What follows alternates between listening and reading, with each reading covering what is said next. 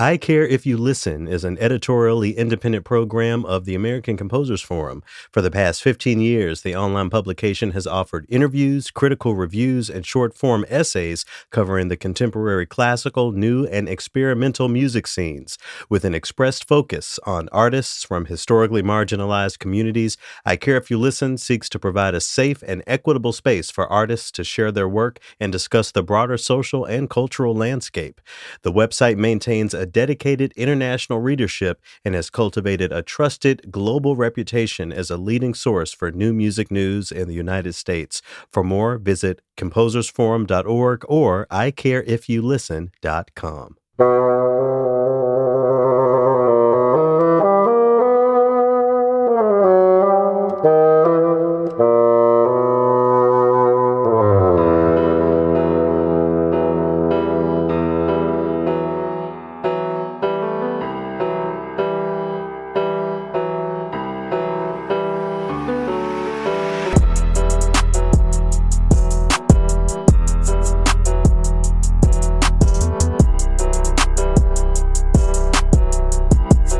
I'm Loki Karuna, and this is TRILLOQUY. Happy holidays, and thanks so much for tuning in. Always appreciate your supporting the podcast built to decolonize classical music. You can check out past opuses, learn about some of the folks who contribute to this project, and donate on our website, TRILLOQY.org. As always, there's a lot to talk about in the world, including my incoming mayor's recent visit to the White House. There's a conversation there that I think is very important as it relates to the arts, but I'll save that for today's TRILLOQUY. So for now, I want to introduce today's very special guest. His name is Tenzin Choegyal, and he has one of the most interesting stories that I think I've featured here on the podcast. Tenzin is a Tibetan composer. He was raised in exile, and it's a history and a contemporary reality that we don't always get a chance to learn much about, certainly not myself. So it was really interesting for me to have him on and to share a little bit about his life story that feels a world away. He's also a Buddhist, so he offers some really beautiful perspectives on life and interpersonal collaboration. But the main thing we talk about is his new album called Be the Sky. This is a collection of music that features the aesthetics of Tibetan culture, matched with arrangements by the composer Philip Glass, poetry readings by Saori Tsukara, and it also showcases the Tibetan Children's Chorus, and there are many, many other collaborators as well. This is a truly unique and incredibly beautiful collection of music that masterfully highlights a culture that so few of us get to engage personally. So I hope you really enjoyed this conversation. I hope you check out the album Be the Sky, because I think this is, again, one of the most interesting things I've ever had the opportunity to feature. To get us into my dialogue with Tenzin, who is the principal artist and architect, I'll say, of this body of work, I'll share a clip from the title track titled Be the Sky. Hope you enjoyed this music and our conversation.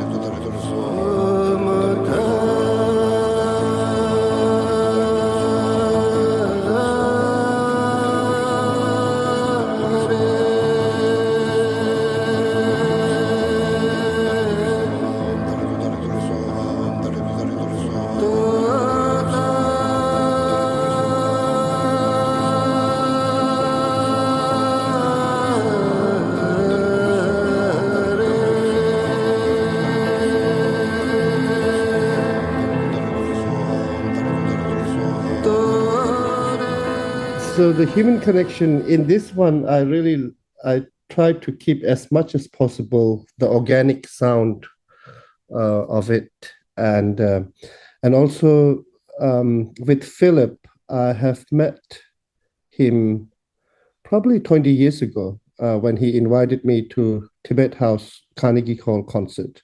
So that was the initial kind of the friendship building with him, and then the collaboration of music with him. And also, one thing that I connected with him is he's a very amazing Buddhist practitioner as well. Oh, wow. Not only the musical side of it, So in that way, we connected in the spiritual world as well as through the music world. So as I was born, I'm born into the Buddhist world. Hmm. He walked into the Buddhist world, like yeah. So in a way that connection itself, and then I think the human connection itself. I think in this day and age where like the the music is being taken away by the artificial intelligence. Mm-hmm. I think I I hope I have we have managed to instill the human compassion in it in this music. That's what I feel. Like to a lot of the time, I think, yeah. So does that kind of um, Oh, of course, of course. That's beautiful. I had no idea about Philip Glass's Buddhist practice. That's exciting for me to hear about. But we'll definitely talk a little bit about that here in a few minutes. But now that this project is done, considering the number of collaborators on this project, I wonder if you really are happy with the way your artistic voice was maintained. As I read the collection of collaborators, one of my first thoughts was, wow, this could be a really dense soup we're enjoying here, but it's more of a salad. I feel like every artistic voice is well represented and well complemented by each of the other voices. Anyway, all of that to ask, if you feel like your artistic voice and really your purpose of the project shine through, considering the number of collaborators here. I, yeah, definitely. For me, the best part of me comes out when I collaborate with, uh, and then also, no artist can be super individual. We all have to, whenever we like create something, the creation depends upon the other beings that are around you. So, Mm. so I think I really hope this comes through in this album. Um, it's like, I mean, the basic core of the album is Tibet story and the stories of the Tibetan people, and then individuals like my own story. But at the same time, if you have, like when you listen to, I'm super, what is that called? In this album, I was able to also bring two of my amazing beings, one Philip Glass Hmm. through the musical world, and my spiritual guru, who is His Holiness the Dalai Lama. So in this album, there is that, and then also uh, the children of Tibetan Children's Village, which is like where I spent the orphanage where I spent all my um, like younger age. Hmm. So it's and then all the collaborators like Scotcho String Quartet and Alex and all of them has put in their heart, but at the same time, it's a very collaborative listening, um, like everyone actually very listen when we created. I think we listened very intently to each other. That's beautiful, and it sounds like it. That really comes through on the album. Well, we'll talk a little bit more about it here shortly, but I want to get a little background on you. One of the things that I found myself again thinking about, especially as I started hearing the children's chorus, was the idea of parents, their parents. So, with that in mind, I wonder if you could talk about your parents. As interesting as your story is, what do you know about their backgrounds and what their lives looked like? That could be a very like a that could become a super long answer, but I was born into a Tibetan nomadic lineage. My father and mother were like nomads, and probably not educated in terms of the what is that called in terms of the world that like literature wise, Hmm. but super educated in terms of like knowing their world of um, the pastures, the mountains, the space that they lived in. Mm, And during the invasion of Tibet by the communist Chinese regime, during the Cultural Revolution, my parents had to flee over into Nepal, and so that's when I was born during that time. So I do remember as a toddler, I do remember like waking up in the 4 in the morning mm, into my mom. She loves chanting in the morning, like 4 or 3 or 5 in the morning. She would rise up as a traditional mother. She would chant, and then I would hear the chant, like in the state of almost being awake, but in still in the dream state. mm, So mhm. I'm super sure the influence of her chants and her songs have been like imprinted in me. So that's the first probably um, aff- affinity with music. And then my father, he was a Tibetan medicine, like medicine man. Mhm. So he would probably as a like maybe between till up to he passed away when I was around 5. So I can't remember his face, but I can kind of picture his long hair, Mm, braided red tassel on his hair. And then he would, like, after the long day of looking after sick beings, then he would wind down and have a Tibetan, what is that called? Alcohol called chang. And then he would take those sip, like in America, people wind down with a beer or something in the evenings. mhm. He would wind down with that, and then he loved playing bamboo flute, like the sound of bamboo flute. That was his wind down time.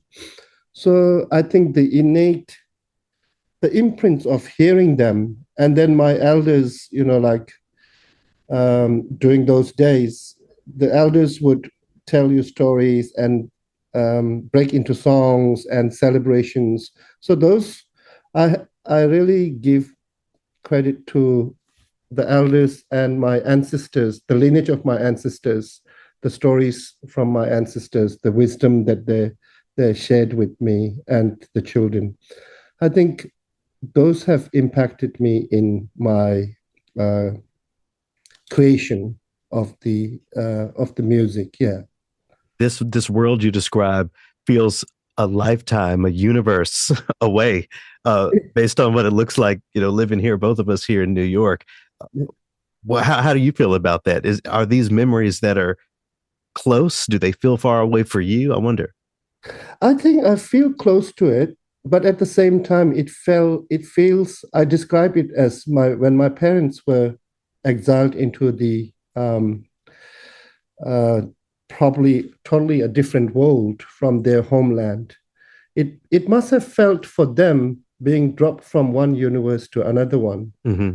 because their universe was totally engaged in without any technology, not even electricity at that point of time.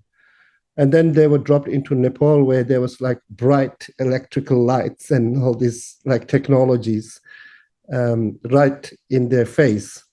And so I do, and then there's a little story that I really like. When I was sent to orphanage, when my father passed away, and my mother couldn't look after 9 kids. Mm, She had 9 kids, and then 4 of them passed away. And so me and my younger brother were sent off to India, to an orphanage that was run by Dalai Lama's younger sister, called Tibetan Children's Village.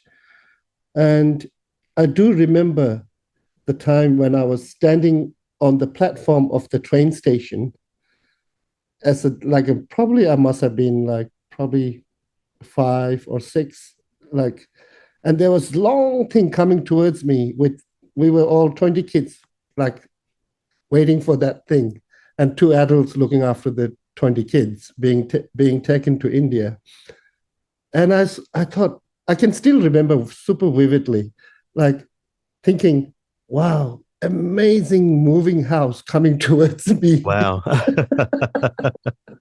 So yeah, so it's like the world is very that the world that my parents would have experienced is very close to me. At the same time, I have adapted to the nomad, being a nomad in this contemporary now world where I'm not riding a horse, but I'm riding iron bird Mhm. to fly from one place to another. Yeah, so it's like I'm still carrying that nomadic lineage with the wisdom of their wisdom, but at the same time the yeah, so it's like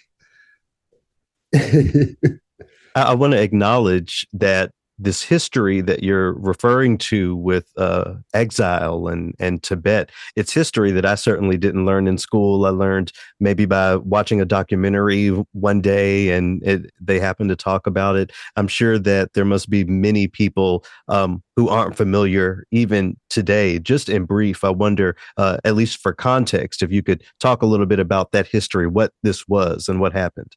mm. In actually in the album there is a song called "The River of Joy," the title, which is a beautiful that was kind of inspired by a small moment of the history of where it talks about crossing that river, the His Holiness the Dalai Lama to escape into exile. That was the last river he crossed to come into exile, and it's in Tibetan. The river is called Kichu, which means river of joy. But then he had to cross that river of joy to come into exile to find the freedom that we are enjoying right now. So Hmm. that was 1959, 17th of March, in the evening of 17th of March. So I was reading His Holiness's book called My Land and My People, and there was a section where he describes about that evening when he crossed the river, and so that kind of triggered me to write this like these lines about on the 17th of evening under the moonlight, crossing the river into finding freedom in exile. And so the PLI, the communist regime there, Chinese communist regime there, started invading Tibet in 49 and then fully invaded and annexed Tibet on 59. And that's the evening. So in this song, it says, I wish the river flowed backwards. Mm. The river that flowed downstream, I wish the river that Kichu, the river of joy, flowed backwards, like upstream. So it's kind of like a wishful thinking, a wishful thought of heading back home again.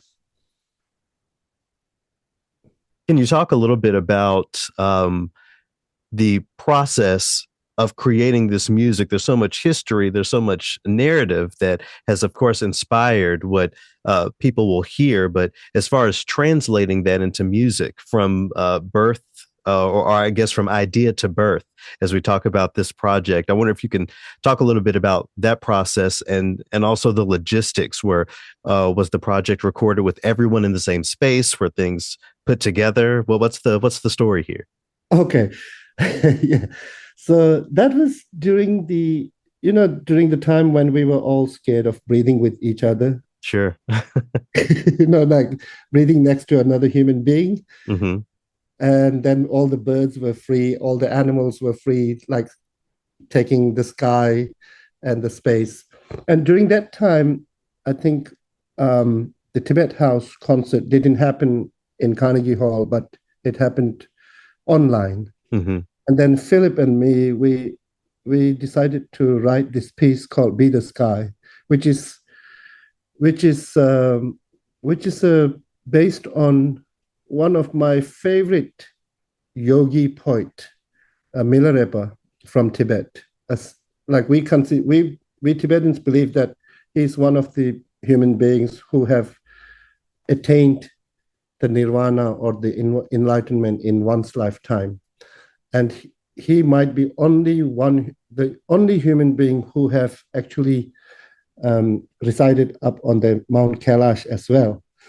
So, so he wrote. This is his beautiful poem. I kind of translated it in my own. Like I took the liberty, so I translated it in my own thoughts. And in Tibetan, it just like like it speaks to me. Like be the sky, be the mind, be the mountain, be the ocean. Like in this poem that he wrote, I would say in the song that he wrote, it's super beautifully put about the emotional mapping of a human. Like once it really spoke to me. And, like the thoughts are like the clouds that brings about beautiful rainbow, the harvest for the farmers, and like occasionally a flood, like a storm. But at the same time, the sky itself is vast and spacious. Mm-hmm. So be the sky instead of let the thoughts just dissolve into the sky. Yeah, it's kind of like that thought. And that was kind of perfect during that time when we were all kind of in the state of limbo, not Mm-hmm. knowing what was going to happen. And that's yeah. And I think so it was basically through online. I was in Brisbane in Australia.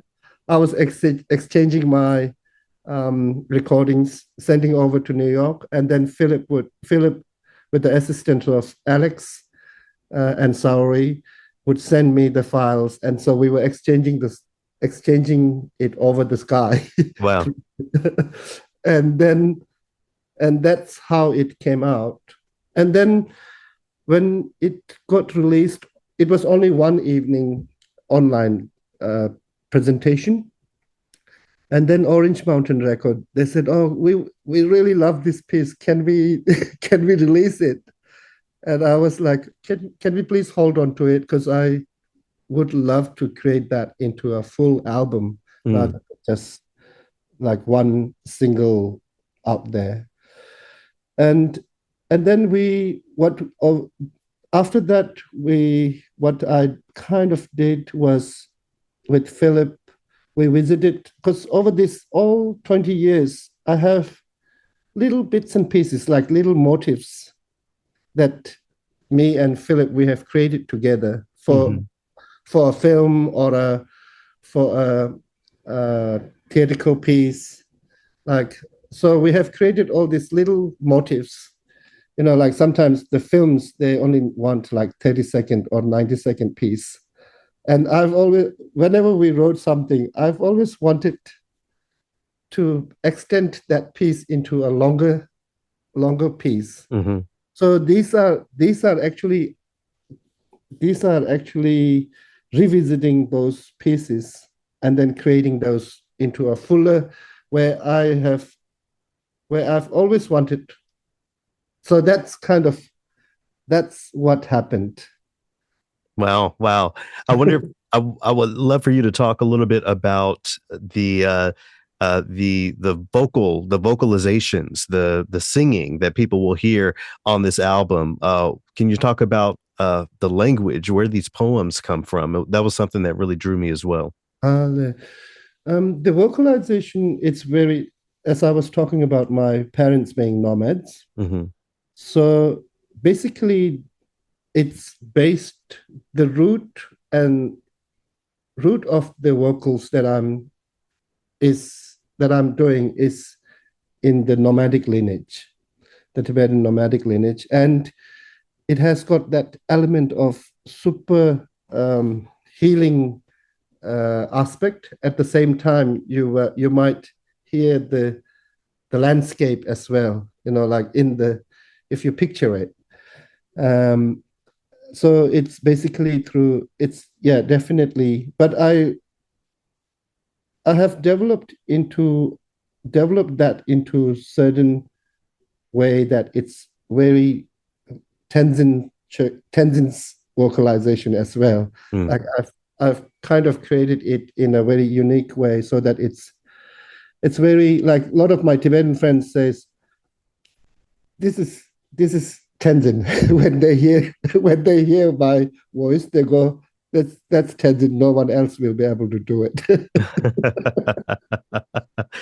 How lucky we are to hear it Yeah, on this album.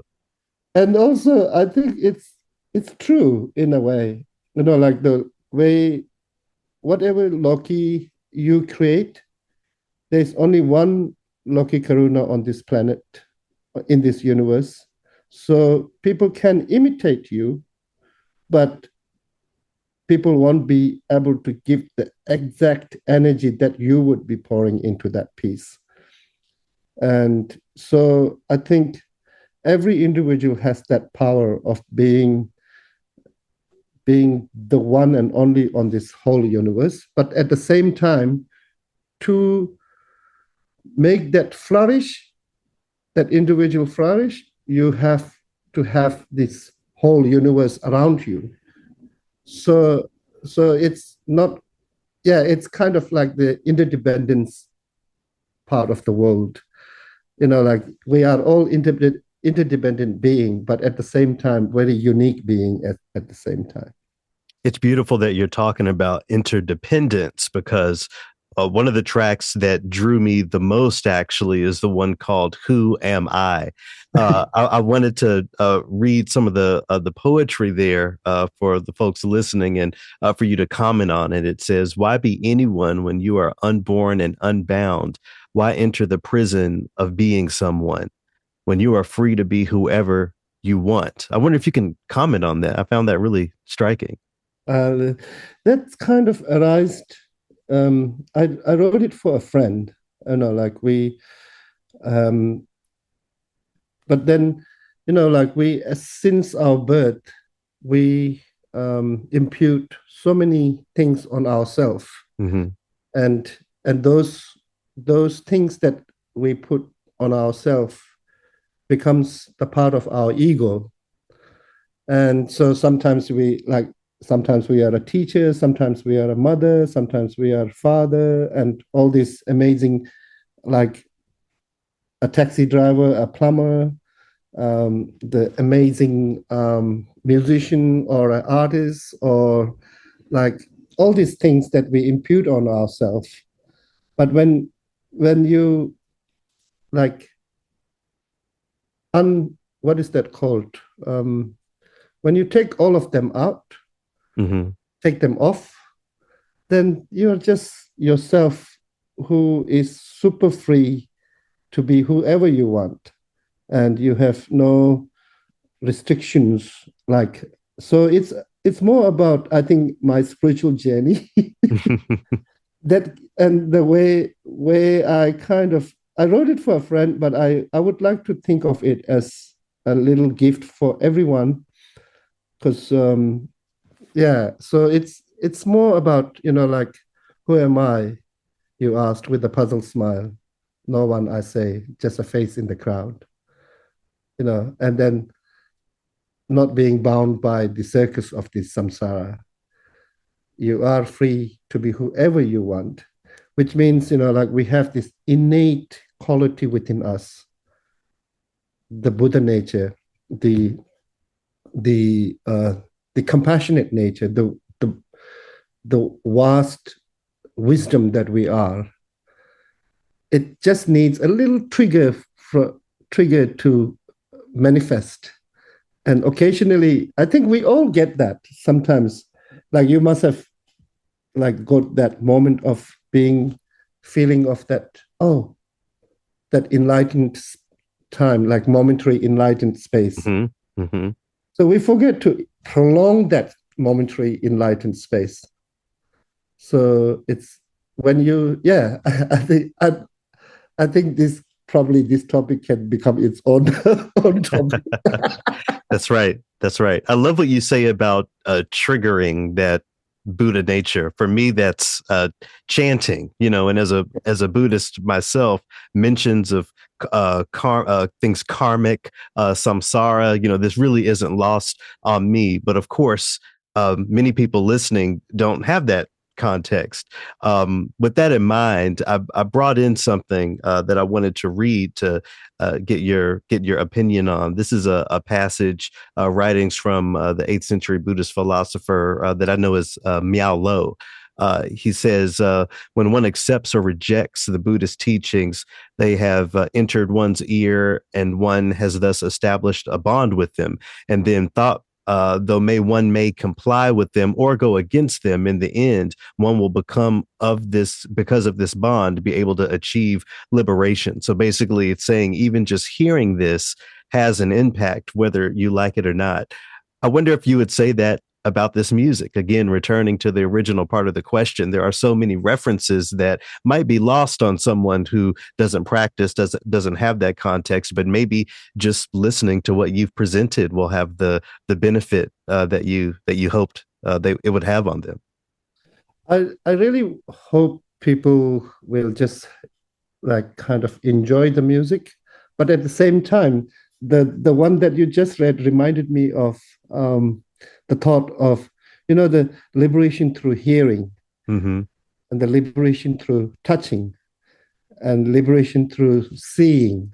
Like sometimes we occasionally have those momentary encounters, like we see something and then the thought of liberation comes, like the the, the experience of feeling liberated like instantly arises within us just by seeing something, but by hearing something and by touching something, like, so there's so many ways of I think attaining or encountering that liberation. It's the feeling of being liberated, Mm. or the feeling of being in the context of our spiritual practice, this the feeling of being encountering our innate Buddha nature. So yeah, so I think one thing that I would I this is this was very personal music for me, but now when I've shared it with the world, then it should be whoever encounters it should be their personal journey. So Mm-hmm. I would like them to take it anywhere they like, and then be with it, and be in the mountains with it, be in the oceans with it, be in the forest with it, be on the rivers with it, and be on the highway with it. So I would like them to take their own journey with it. But yeah, there is my personal story in it, and my collaborators' personal stories. They must have their own personal stories with it. So now that it is out for the world to encounter, I think it. I would love them. I would love it to be taken on their own journey. Yeah. Mm. Mm. And speaking of context, I'm a forever Philip Glass fan. So, the influence that he had on this album is apparent to me. It's very easy for me to hear, oh, of course, that's Philip there that I'm hearing. But again, not everyone has that context. So for those who may not be familiar with his aesthetic, I wonder how you would describe what they should be listening for to understand the unique role he played in creating this music. I think the world, like the world has described his music as a minimalism. Mm-hmm. But for me, it was super innately easy to find my way into it, because in to have a familiar story with it or a context with it was because in Tibetan world, the ancient ancestors, we have been doing the chant like so like repeatedly in the same space. So that minimalism was already in this chant Wow. world. like the world of chant was Hmm. there already. But in the later 20th century, they created a genre called minimalism. And I think Philip was like that. When I heard the minimalism world, it straight away I connected with it because of that, my own ancestral background.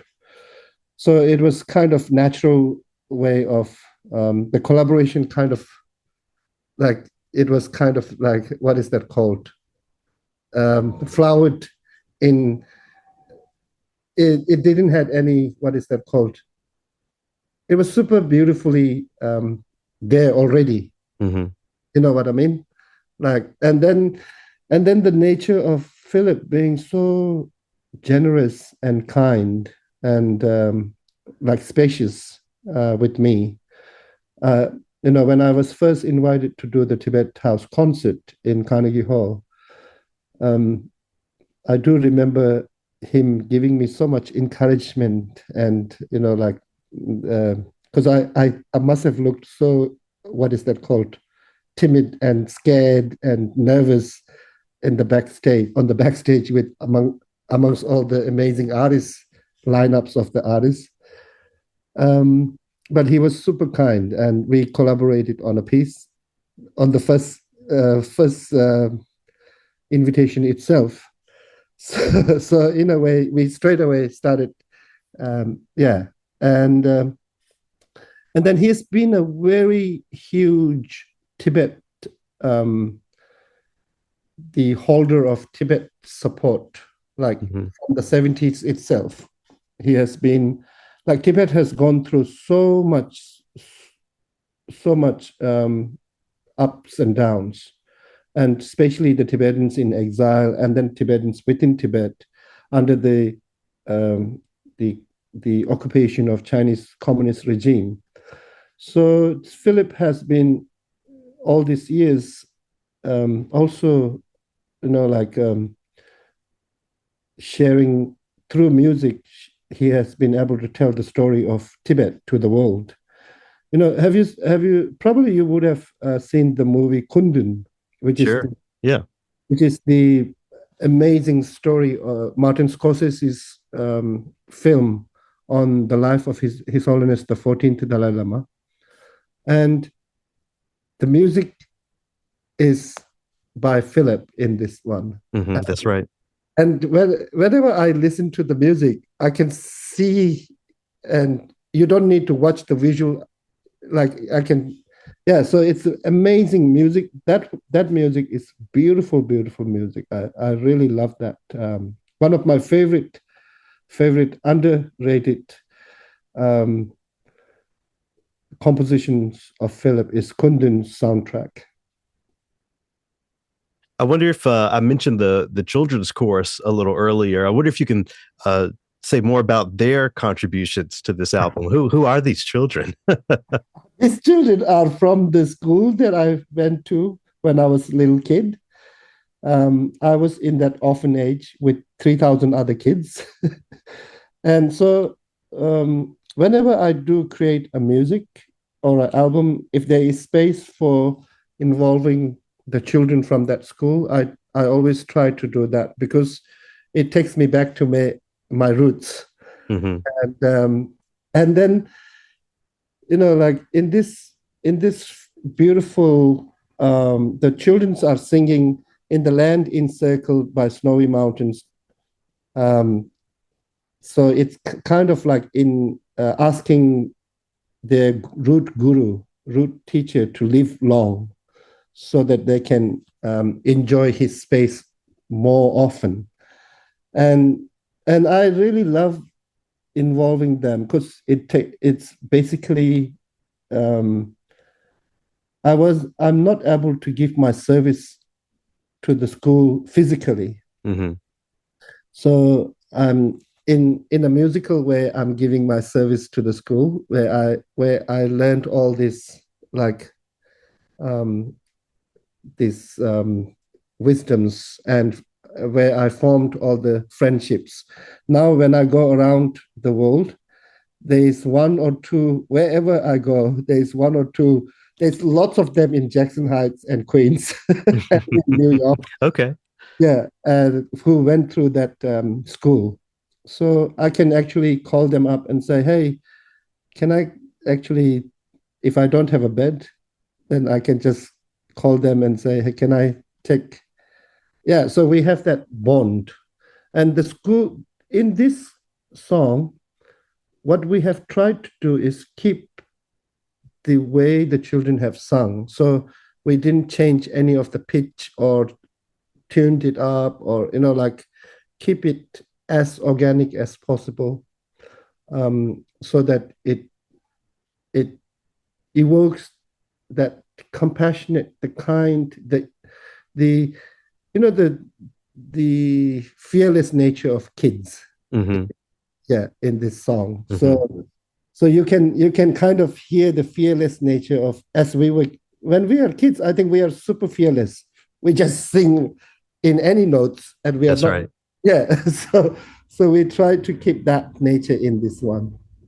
I think it's also the case for children when we're talking about different languages. Children don't really have inhibitions and will make any sort of sound with their mouth, and it's some of us adults who might be shy to try to pronounce something in a different language, certainly one that we've never heard.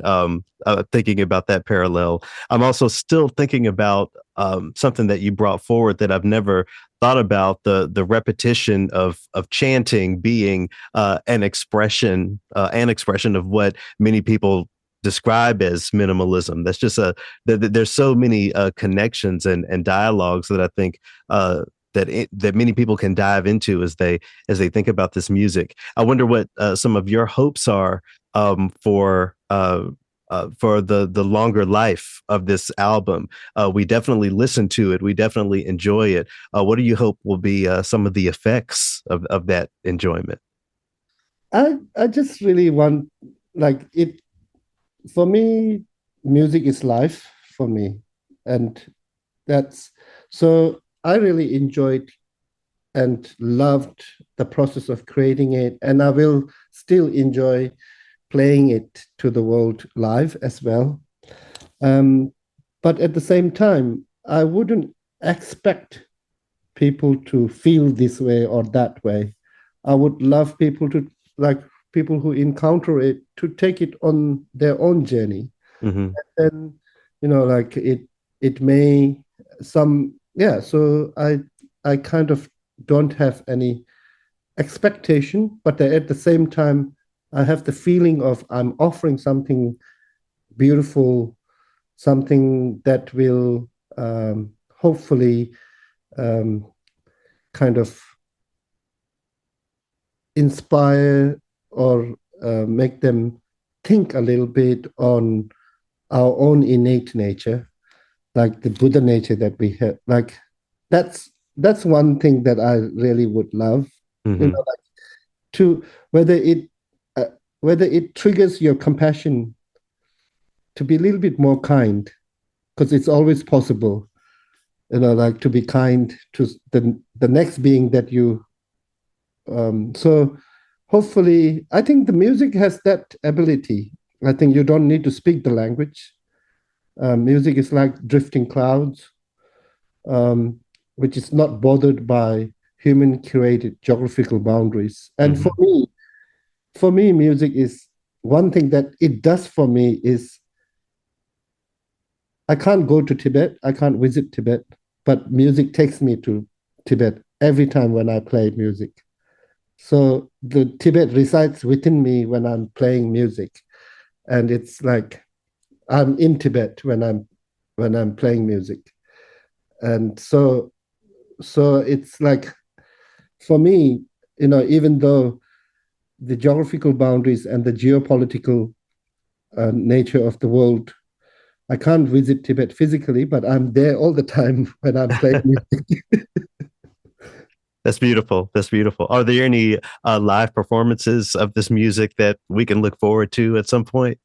Yeah, there will be a number of them, but most recent one that will come up is next week on 14th of November, when the whole album is being released on all the platforms. Um, that's when I'm playing the whole album with Skidmore College in Saratoga, Mm. and it'll be with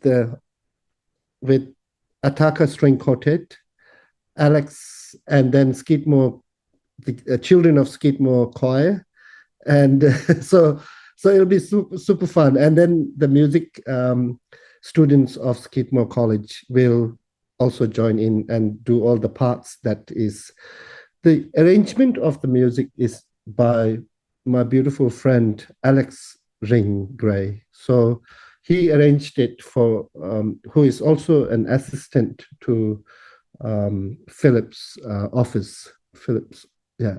So he's a beautiful friend and very giving friend, and so he will be with me. And then my brother who lives in San Francisco is visiting and then doing a special monastic spiritual dance. Just yeah, so next week, and then I'm pretty sure I will do some of the every time when I've got a concert, I will do one or two songs from the album.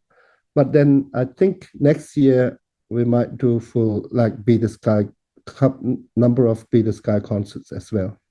Wonderful. Well, we look forward to it. I certainly do. In closing here, I want to take a step back and really acknowledge the context in which this album is being released in our country, in our society, where there's a lot of unpeace. I'll say, as you mentioned, this innate Buddha nature that we all can tap into. I wonder what your words will be for artists who are looking to find their way to inspire that in other people, to help other people find their innate good for the sake of peace and a better world for all of us. So this album is I kind of this is an offering to everybody, but also this year is 90th year of Dalai Lama, and then 88th year of Philip. So I thought it was very right moment, like 88 to infinities. So and then for all the listeners out there who will encounter this Be the Sky album, please be kind. It's always possible to be kind.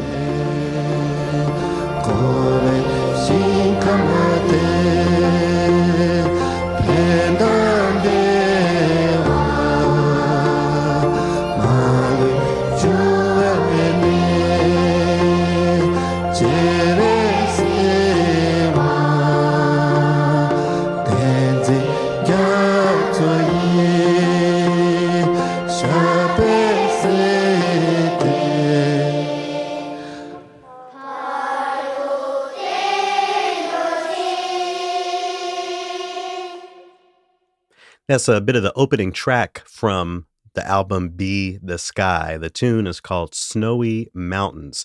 If you go into the description of this opus, I've included a link that has this music paired with some beautiful Tibetan video footage. So I hope you'll check that out and listen to the album in its entirety. Very beautiful, very unique, and very, very powerful. Thank you to Tenzin Choegyal for taking the time to chat with me and for creating this really incredible body of work. I also have to note that Philip Glass has been one of my favorite composers since I first heard his music many, many years ago. So shout out and congrats to him for his very unique aesthetic, making it onto this album. And shout out and congrats to all of the other musicians, notably the Tibetan Children's Chorus, for offering their contributions to Be the Sky. Congrats to all. All right, so for this week's Trilloquy, again, I wanted to talk about the Mamdani Trump meeting. In my chat with Tenzin, you might have noticed him talking about how all people have innate goodness or an innate Buddha nature, as he was saying. This was something I really do believe in myself, and it's something that I think we all saw out of Donald Trump when he was visited by Zohran Mamdani. When I saw the footage of their interactions in front of the press, my immediate thought was, wow, someone actually pulled the humanity out of Donald Trump.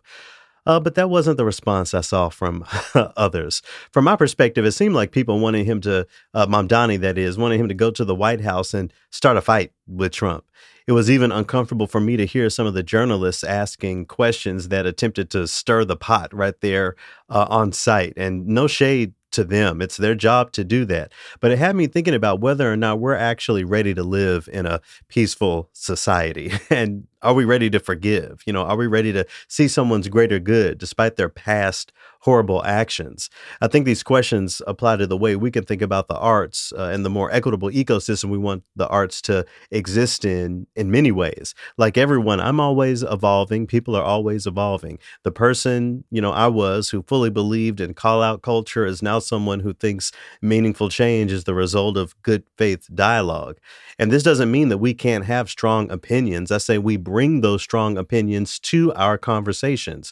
For example, I recently posted on social media my feelings about the continued programming of Handel's Messiah, which, if you don't know, was made possible by funding from the transatlantic slave trade.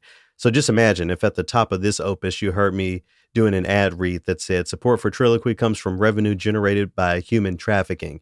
You would have a problem with that, right? As you should. So why shouldn't we have a problem with supporting performances of a work that were actually supported through those systems? I feel a way about that composer and that piece of music as the descendant of enslaved Africans, but that doesn't mean I can't have a dialogue, and that doesn't mean that I can't appreciate the music itself. There are movements from Handel's Messiah that I think are really masterful, but I have to bring both of those to myself and both of those realities to dialogues that I have about programming this piece of music. I propose we lean more into these histories as we program these works, if we insist on enjoying the music as opposed to try to bury these histories to paint a different picture of the context that this music existed in. It doesn't mean we can't program the music. It just means we need to put it in deeper context. Maybe others have differing opinions, but at the end of the day, the dialogue would be taking place. Now, when we set an expectation of division, we really get nowhere. And that's what I saw out of people in response to that White House meeting. It's also what I want those of us in the arts to move away from as we talk about equitable programming, diverse ensembles, fair pay, addressing the gender gap among composers, et cetera, et cetera. What would it look like for arts institutions to lead the way in inviting challenging but meaningful dialogue? What could the results be? As far as I'm concerned, the sky is the limit. Speaking of being the sky, be the sky. I think the sky is the limit. So if you dare, I challenge you to think about the emotional compromises that you can make for the sake of moments of peace. If Zohran and Trump can share meaningful, non-antagonistic dialogue, even for just a few minutes, I think we can all engage arts equity conversations in a way that doesn't leave anyone behind, or at least doesn't leave anyone behind that's willing to have that good faith dialogue. If you haven't, go to YouTube and check out the Enemies Project. I'll put a link in the description because I think that's a great place to start in thinking about what this can look like in real time. Okay, thanks again for listening. I'm continually grateful and humbled by the numbers I see each week. Really appreciate your listenership, and I'll share more with you soon. To freedom. Peace.